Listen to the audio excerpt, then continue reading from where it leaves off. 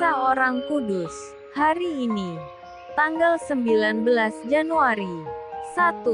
Santo Marius, martir, hidup sebagai seorang bangsawan kaya dari Persia. Mempunyai dua orang anak yang bernama Audifax dan Abacus dari istrinya yang bernama Marta. Ia datang ke Roma untuk berziarah di pusat gereja Kristus dan makam para martir. Pada saat kedatangannya itu juga terjadi peristiwa penyiksaan terhadap jemaat Kristen di Roma. Ia sangat prihatin melihat nasib orang-orang Kristen yang dianiaya tersebut. Oleh dorongan imannya ia mengunjungi orang-orang Kristen yang dipenjara dengan tanpa rasa takut sedikit pun. Kekayaan dibagi-bagikan kepada mereka demi kelangsungan hidupnya. Tak lama kemudian Marius bersama istri dan kedua anaknya ditangkap. Marius tak gentar menghadapi perlakuan-perlakuan serdadu Romawi waktu itu. Ia percaya bahwa Kristus menyertai dia dan akan menganugerahkan kepadanya mahkota surgawi. 2. Santo Gerlacus, pengaku iman. Gerlacus di antara orang kudus menjalani hidupnya sebagai perwira. Ia lahir tahun 1100 di daerah Limbur Selatan dan meninggal pada tanggal 5 Januari tahun 1172.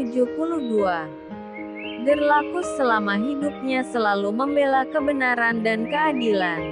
Sebagai perwira yang tangkas dalam bermain pedang di medan perang, sehingga ia dikenal sebagai ksatria gagah berani yang tidak takut kepada siapapun.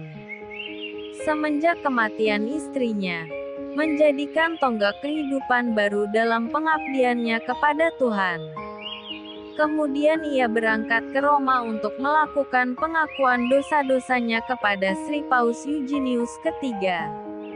Dari Roma ia pergi berziarah ke Yerusalem. Di Yerusalem inilah Gerlacus mengabadikan dirinya pada karya perawatan orang-orang sakit di Rumah Sakit Santo Yohanes.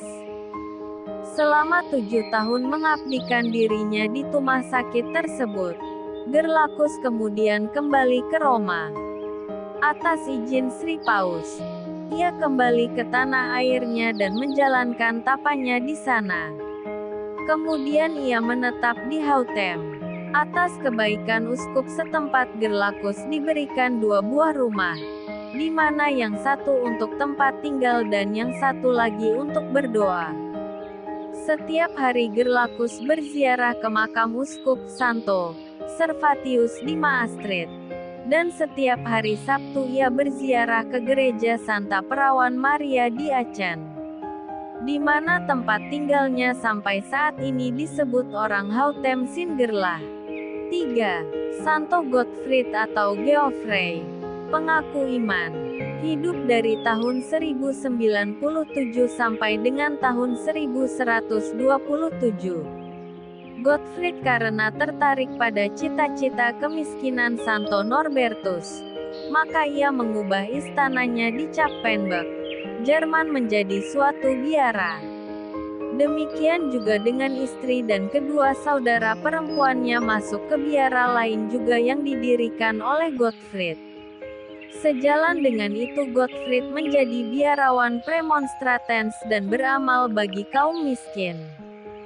Santo Marius, Santo Gerlacus dan Santo Gottfried Geoffrey, doakanlah kami. Kak Carla Channel.